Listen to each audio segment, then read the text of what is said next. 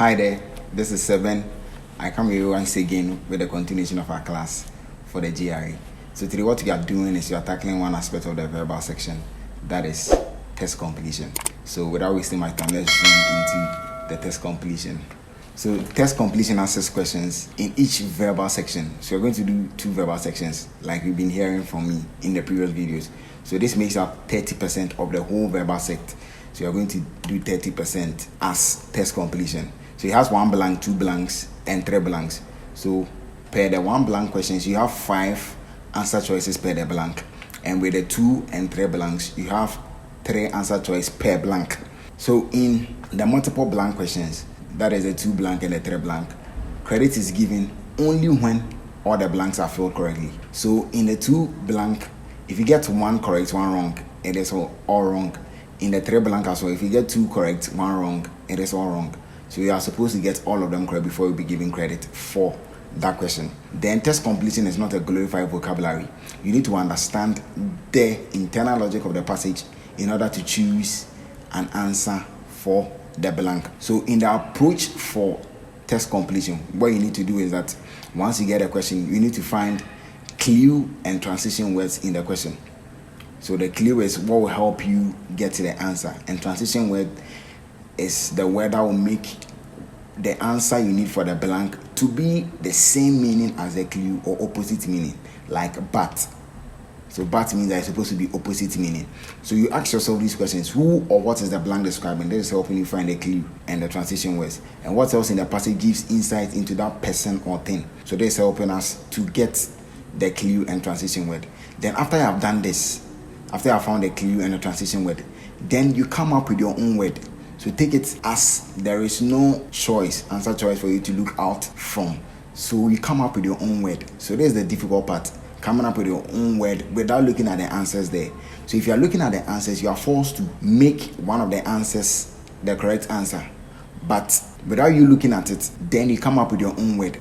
Then after you have come up with your own word, then you check your answer with the answers there. So you compare the word you came up with the answers there. So at times it may be that you come up with the exact word that they wanted. So your word will be in the answer choice, or it will not be in. By you comparing it, you see that, oh, okay, this word suits my word. So in doing that, if a word matches your own, then you give it a correct check mark. If it does not match, you cross it out. Then if you don't know the meaning of a word, you give it a question mark. So it may be that after doing all these things, you may go through a situation that you will not get any correct check mark, but wrongs and maybe 2 question marks. So with the 2 question marks, the question mark is for words that you do not know. So you need to use maybe more advanced options to get or to choose in between the two answers. So when you get a correct check mark and the rest are wrong and question marks, your answer is a correct check mark. If you get all wrongs but 1 question mark, then that question mark is the correct answer, because you were sure that the wrongs are not the answers. That's why you gave them the wrong. So the one that you don't know the meaning of, because we are sure that the others are not the answers, the one that you have given a question mark, the one you have assigned a question mark, that will be the answer to that question. So like I'm saying, there will be a situation that maybe 2 question marks or 3 question marks, but there is no correct check mark. So in that case, then you need to use maybe positive and negative words. So per the transition, like you are saying, so maybe per my clue is saying something positive, but there's a transition word like but. So it means that I'm supposed to get a negative word. So looking at the question mark, I don't know the meaning, but I know that it is this. Or with the root words of the word, you know that, okay, this word, I don't know the exact meaning, but it has something to do with this. Then you can choose an answer from there. So moving on, let's tackle this question. So this question, we want to tackle it with an approach that has been given. That is finding clue and transition words, coming up with your own word, and comparing your word. So this one, the answers are showing though, like we've been seeing. So the answers will be there as such, but we'll try and go through like the process, and there'll be some that I'll let you try. Those ones, the multiple choice are not there, so you're supposed to come up with your own word. Then I'll put the answers in the description to see how you are going about it and how you are performing. And I'm sure you are going to do very well in that. So Robert Ingersoll, although virtually unknown today, was Dutch orator of the 19th century. People traveled hundreds of miles to hear his eloquent speeches.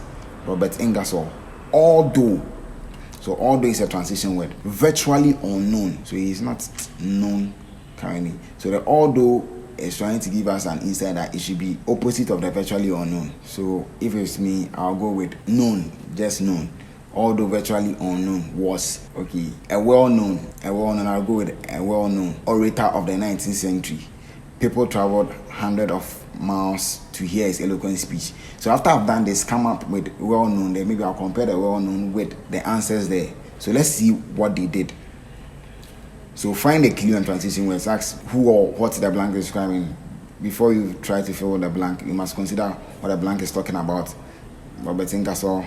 Next, what else in the passage gives insight as well. Then come up with your own word or phrase for the blank. Use the insights you've gained to come up with your own word for the blank. You don't have to come up with a perfect word, and it doesn't have to be a single word. It's better to be as literal as possible in order to capture your insights. Feel free to recycle language in the sentence when coming up with your own word. From step 1, you know that Ingersoll was a well-known orator, recycled from the word unknown, and also a good one.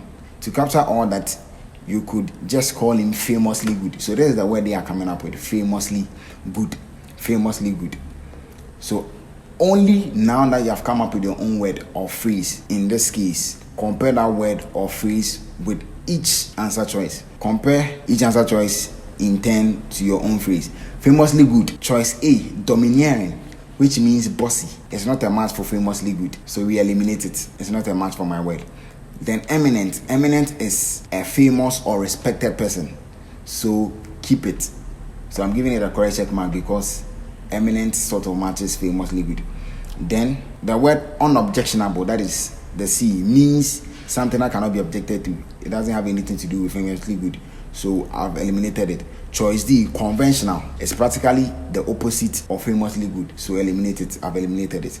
Then choice E, execrable, might stamp you, in which case you'd give a question mark. So you don't know the meaning of execrable.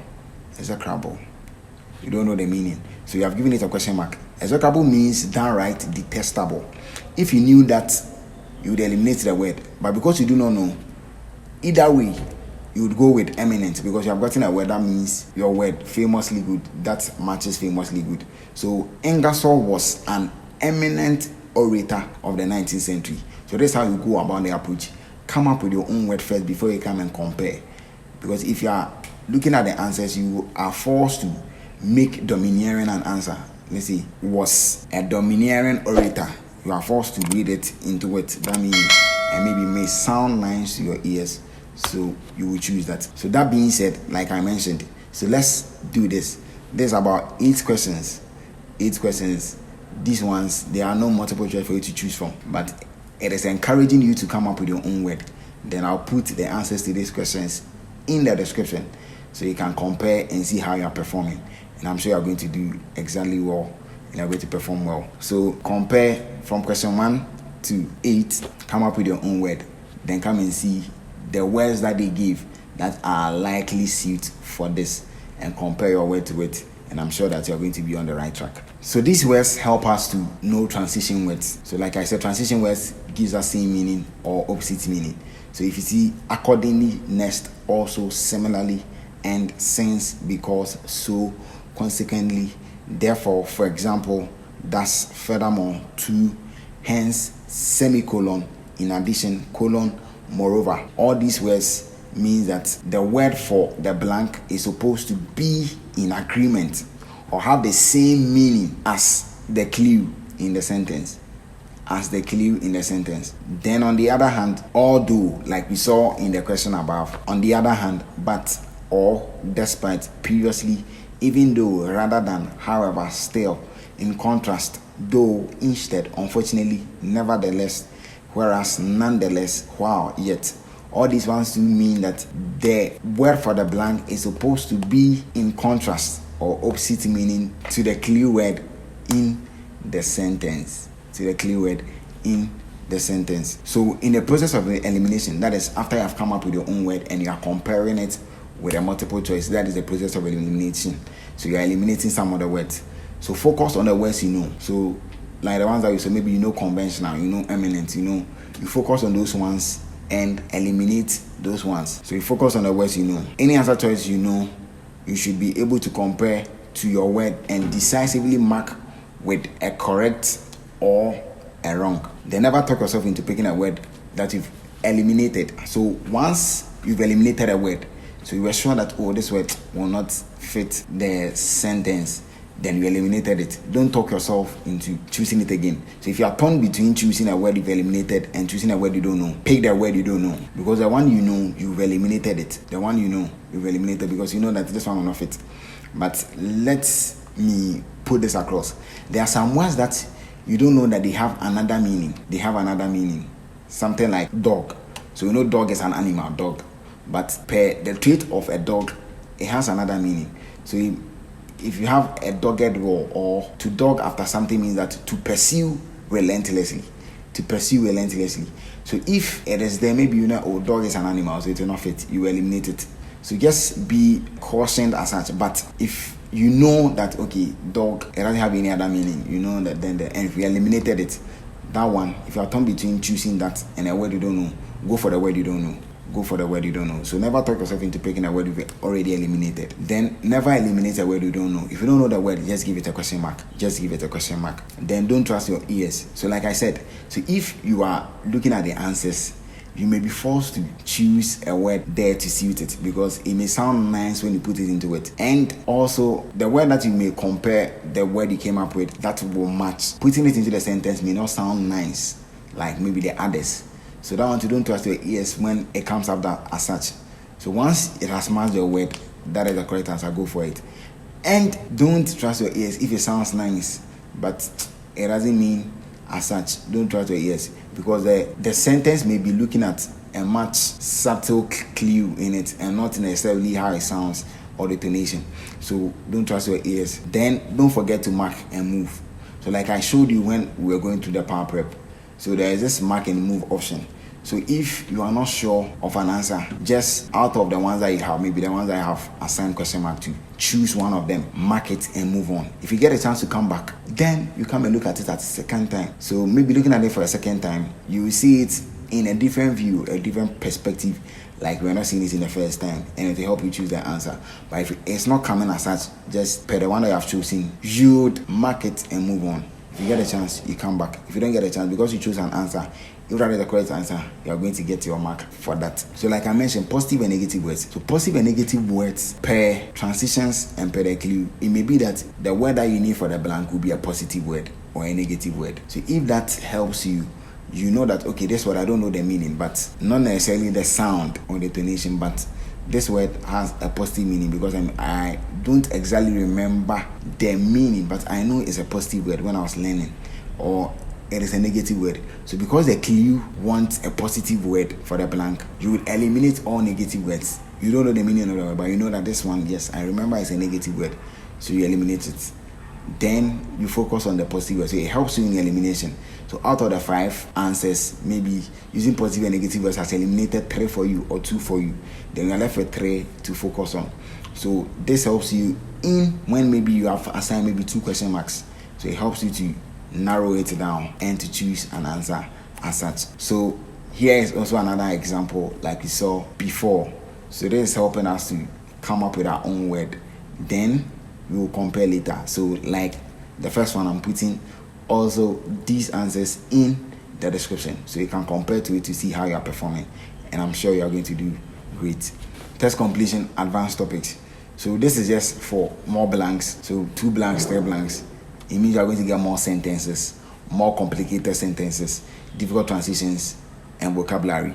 So just like the 1 blank and just like the approach for test completion, it's the same thing. Approach it by finding the clue and transition words, then you come up with your own word and compare. So for the 2 and 3 blanks, just don't follow it chronologically, like blank 1, blank 2, blank 3. No, start with the easiest blank, the one that has the most obvious clue. You do with that one first. So if it's the last blank in a 3 blank question that you can fill that one first, then you come to maybe 1 and move to 2. If it's 2, you do 2, come to 1, go to 3. So start with the easiest blank, which will help you get the clue for maybe the first blank or the second blank, and you answer them in 10. Then after you are done, just reread the finished product, and you'll be on course to finish what you are doing. So this is the approach for tackling the test completion of the verbal section of the GRE. I hope that this will help you in your GRE class to help you excel and answer all the 12 questions you are going to see on test completion. May God help us, and see you in the next video. If you have not yet subscribed, please subscribe, like the videos, and hit on the notification bell to be notified when new videos are uploaded. See ya.